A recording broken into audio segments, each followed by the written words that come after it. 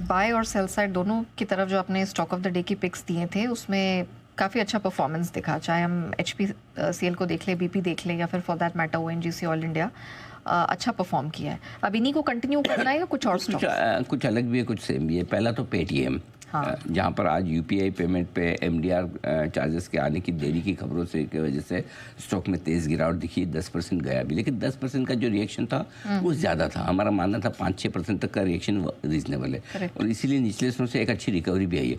एक अच्छी बात क्या है, बहुत गैप से खुला, लेकिन गैप से खुलने के बाद स्टॉक बहुत स्टेबल है, उसके बाद ख़राब नहीं हो रहा। एक लेवल तक आने के बाद 915-920 तक आने के बाद लगभग 900 रुपये के आसपास ट्रेड करा है। सो मुझे लगता है कि जो सुबह का रिएक्शन था वो पैनिक रिएक्शन था, नीजर रिएक्शन था, ओवर रिएक्शन था। सो आई थिंक स्टॉक अब यहाँ पर 900 के आसपास स्टेबल होना चाहिए, लेकिन ये स्टॉक इन एक्शन है तो है नेगेटिव है, लेकिन ऐसा भी इतना नेगेटिव नहीं कि स्टॉक आप 10-15% गिरा दे।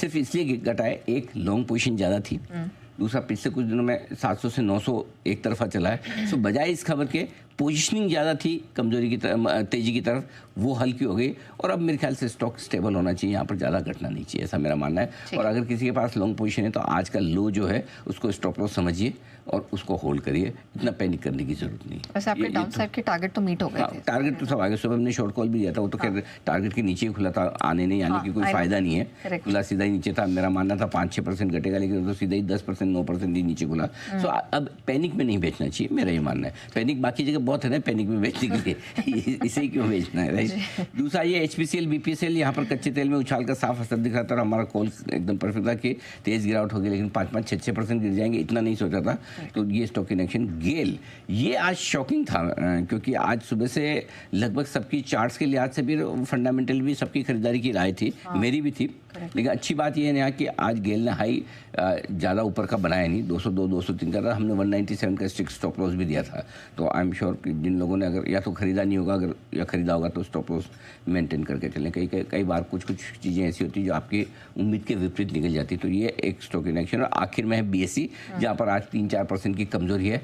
मार्केट इंफ्रास्ट्रक्चर की हम सुबह भी बात कर रहे थे कि CDSL वगैरह, अब थोड़ी वहाँ प्रॉफिट बुकिंग आ रही है, और ये प्रॉफिट बुकिंग का आज की बाजार की गिरावट से कोई खास लेना देना नहीं है। ऐसा नहीं कि एक दिन मार्केट घट गया तो BSE घट जाएगा, एक दिन बढ़ गया तो बढ़ जाएगा, ऐसा नहीं। लेकिन ये जो स्टॉक काफ़ी भागे हुए हैं, आज आप देखिए स्क्रीन उठा के देखेंगे ना, तो प्रॉफिट बुकिंग वहीं पर है जो स्टॉक ज़्यादा भागे, चाहे वो आपका HPBP IOC देख लें, चाहे पेटीएम देख लें, चाहे BSE देख लें। इसका मतलब क्या है? इसका मतलब ये मार्केट ये कहना चाहता है कि जहाँ भी प्रॉफिट बुकिंग, जहाँ भी तेज भागे हुए स्टॉक है वहीं प्रॉफिट बुकिंग हो रही है, क्योंकि पैसा वही है, तो लोगों को डर लगता है कहीं घूम तो नहीं गया, 25-200 टॉप तो नहीं बना दिया, चलो एक बार तो जो आ रहा है ले लें, वो माइंडसेट है।